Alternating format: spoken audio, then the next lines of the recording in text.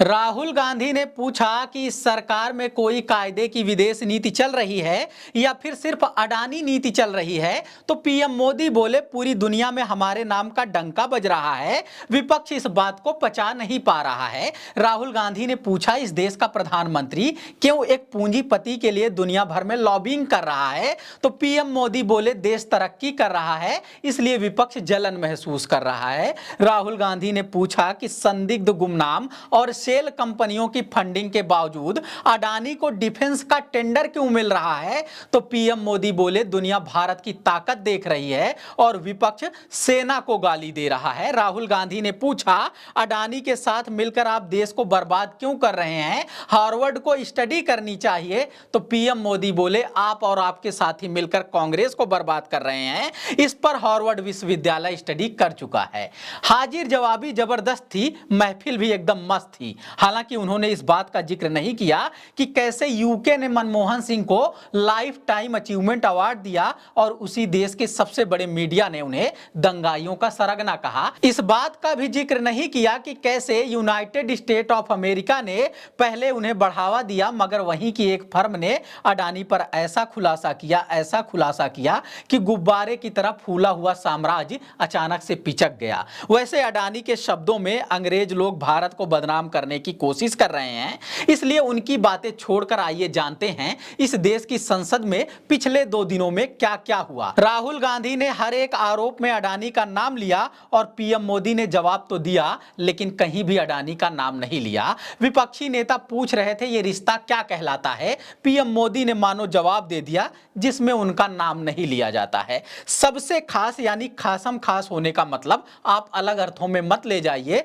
ये रिश्ता सरकार और पूंजीपति की साठगांठ यानी क्रोनिक कैपिटलिज्म कहलाता है। नमस्कार, मैं समर राज बोलता हिंदुस्तान में आपका स्वागत है। सदन के अंदर मोदी मोदी के नारे लग रहे हैं। लालू यादव के शब्दों में विद्यार्थी परिषद के लड़के लोग हैं, आगे बैठकर हो हल्ला कर रहे हैं। हालांकि यहां नारेबाजी कर रहे लोग आगे नहीं पीछे बैठे हैं और विद्यार्थी परिषद के तो नहीं हैं मगर उसकी जड़ वाली शाखा से जुड़े हुए हैं। मिलकर अपने सबसे बड़े नेता और वक्ता के साथ ठहाके लगा रहे हैं। नेता भी भरपूर मनोरंजन कर रहे हैं, एक से बढ़कर एक लतीफे सुना रहे हैं। इमरान प्रतापगढ़ी तो फिलहाल राज्यसभा में मौजूद हैं, मगर कुमार विश्वास बाहर से ही बिल्डिंग देखकर अफसोस कर रहे हैं उनके जैसे नेताओं की, मंच के मजे हुए वक्ताओं की जरूरत क्यों नहीं हो रही है। अब इस बात को बखूबी समझ पा रहे हैं। सोचिए, देश के सबसे बड़े पूंजीपति बन चुके, एशिया के सबसे अमीर शख्स बन चुके, दुनिया के टॉप 3 में शामिल हो चुके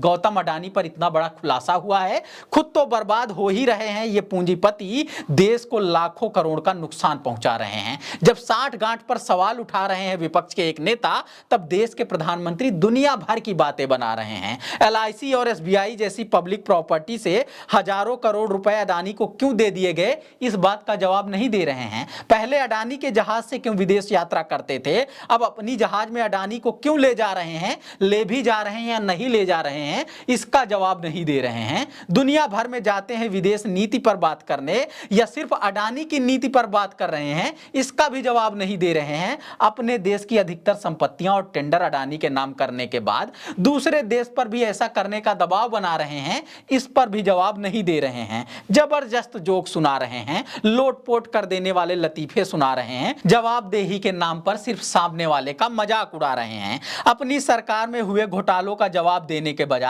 पिछली सरकार के घोटालों की फेहरिस्त सुना रहे हैं। देश के प्रधानमंत्री होकर भी जमकर झूठ बोल रहे हैं और मनगढ़ंत आंकड़े बना रहे हैं।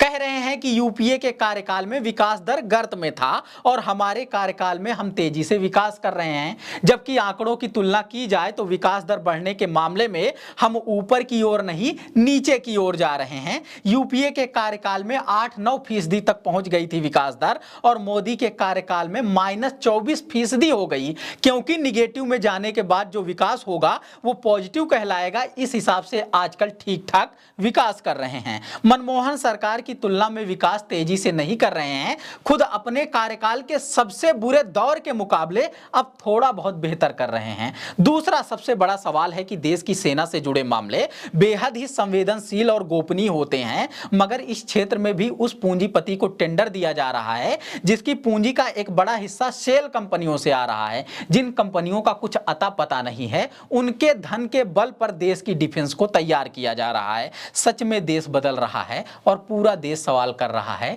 कि इस बदलते हुए देश को कौन चला रहा है। राहुल गांधी ने तो मानो लोगों के सवालों को संसद में रखकर रिकॉर्ड में दर्ज करा दिया। बाकी हिंडनबर्ग की रिपोर्ट आ जाने के बाद पूरा देश यही सवाल कर रहा है कि अडानी नाम का यह शख्स कौन है जो एक खुलासे के बाद ही लाखों करोड़ रुपए गंवा रहा है। यह शख्स पीएम मोदी का क्या लगता है जिसके लिए देश की संपत्तियों से और सेना की सुरक्षा से खिलवाड़ किया जा रहा है। एलआईसी और एसबीआई जैसी पब्लिक प्रॉपर्टी का पैसा लगाकर लाखों लोगों का भविष्य अंधेरे में ढकेला जा रहा है। देश के करोड़ों लोग दिन रात मेहनत कर रहे हैं तो देश तरक्की करेगा ही, मगर असल सवाल यह है कि देश के प्रधानमंत्री क्या कर रहे हैं, उनके पसंदीदा पूंजीपति क्या कर रहे हैं, खरीदे हुए मीडिया चैनल क्या कर रहे हैं और सिस्टम चला रहे एक एक जिम्मेदार व्यक्ति क्या कर रहे हैं।